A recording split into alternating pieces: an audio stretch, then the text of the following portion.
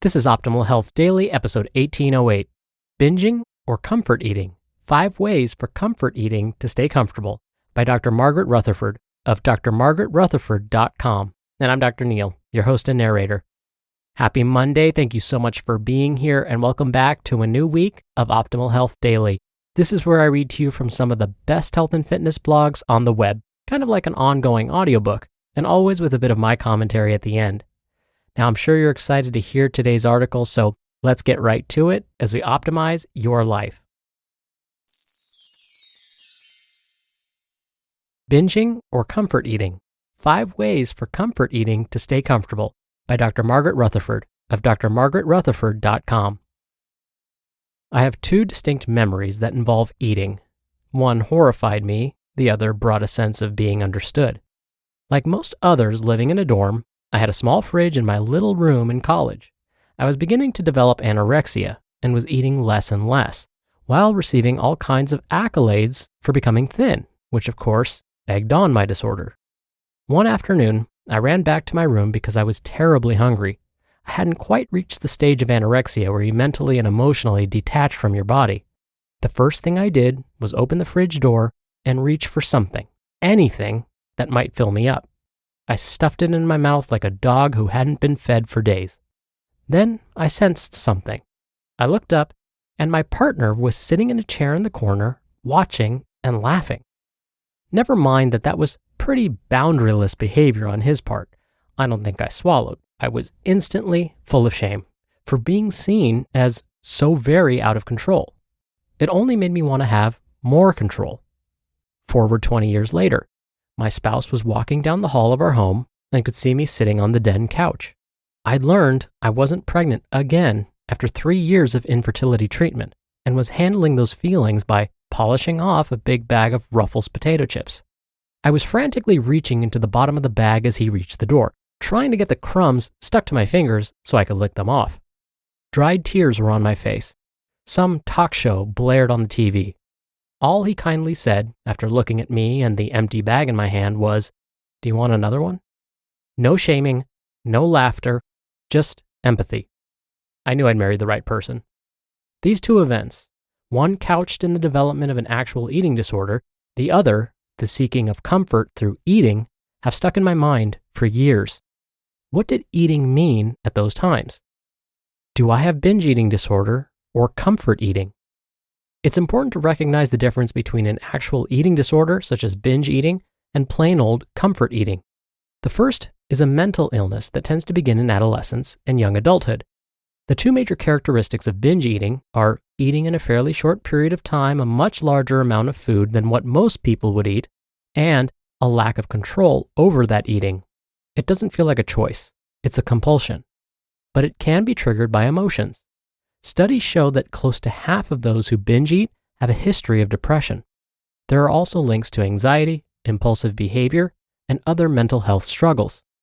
My friend, Dr. Amy Scheinberg, who specializes in eating disorders and also has a sometimes poignant, sometimes hilarious Facebook page, tells us, quote, "Each are generally associated with a trigger, but a binge suggests a compulsive need to eat large quantities of food, not necessarily comfort foods, but foods that are generally labeled red light foods, in a discrete period of time.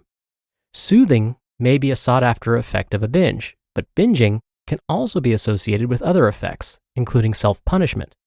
Comfort eating, while not a clinical term, is almost exclusively for self-soothing. Foods chosen are generally associated with past memories that are recalled with fondness. There is no defined pace, and in fact, the food consumed may be eaten in normal portions." End quote. So it sounds like comfort eating, if it happens once in a while, isn't a problem. Having chocolate meringue pie for breakfast can seem like a great idea if you're in a funk. So how do you know the difference? Here are 5 criteria. 1. Eating when you're not hungry. Ask yourself the question, am I really hungry? And if so, what am I hungry for? Research shows, for example, that often when we are feeling hungry, we're actually thirsty and not in need of food at all. Getting in tune with what you're hungry for lends intentionality to eating. I'm hungry for something really fresh tasting can feel very different than I'm hungry for anything. Do I want one Hershey's Kiss or do I need 15 kisses? Going to a nutritionist can help you figure out your relationship with different foods. 2. Eating when you're bored or lonely. Food can act as a friend, there when you need it, but it's not really. The more we isolate and hover over iPads, the more food may be acting as our hangout buddy. Reach out to a real person instead, and it will be much more rewarding. 3. Eating to distract from or avoid painful emotions. Grief, sadness, guilt, anger, disappointment, humiliation. None of these emotions are easy to feel, yet the more you avoid them, the stronger they can become. And literally stuffing emotions down can morph into a destructive cycle. You have to eat more to handle the growing feelings. You can choose to stop that cycle. Journal, go to therapy, talk to a friend, sit with the feelings, cry, vent, chop wood, scream, do anything that will help that's not self-destructive or hurt someone else.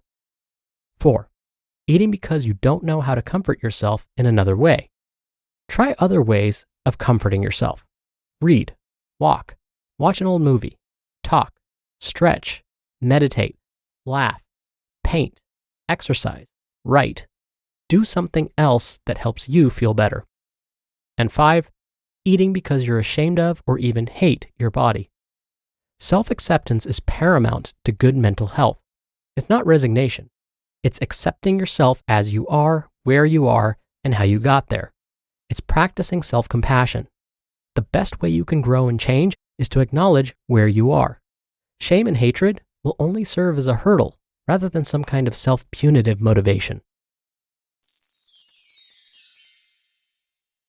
You just listened to the post titled Binging or Comfort Eating: 5 Ways for Comfort Eating to Stay Comfortable by Dr. Margaret Rutherford of drmargaretrutherford.com.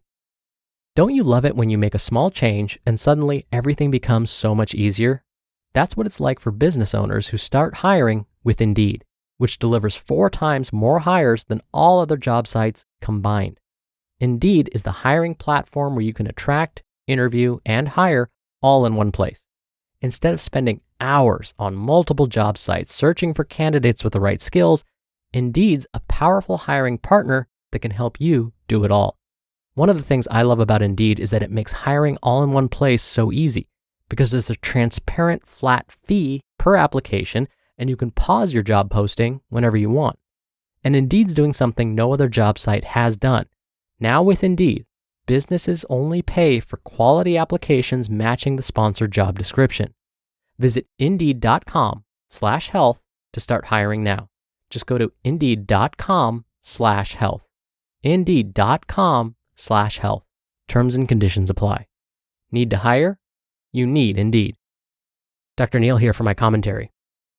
If binge eating or comfort eating are behaviors someone struggles with, one of the first steps most health professionals would recommend would be to keep a food journal. Dr. Rutherford in her article talked about journaling, and I've talked about how important keeping a food journal can be when it comes to weight management. But keeping a food journal is useful for so many other reasons besides just managing your weight. In situations where someone wants to keep track of their binge eating or comfort eating habits, they can track their food intake and how they felt before and after they ate. This can all be tracked in a food journal. And this has some advantages, like making eating behavior less automatic. By having to write down emotions and everything that was consumed, supplements, snacks, drinks, meals, everything, it mixes up the routine. And tracking these things will make seeing any patterns in the behavior much easier to see. And the journal could be shared with a healthcare professional if you bring it to the appointment, who could then review it and offer their insights. So keeping a food journal is one of the most valuable tools when it comes to tracking most food-related behaviors. All right, that'll do it for the Monday episode. I hope you have a great start to your week, and I'll be back here tomorrow as usual, where your optimal life awaits.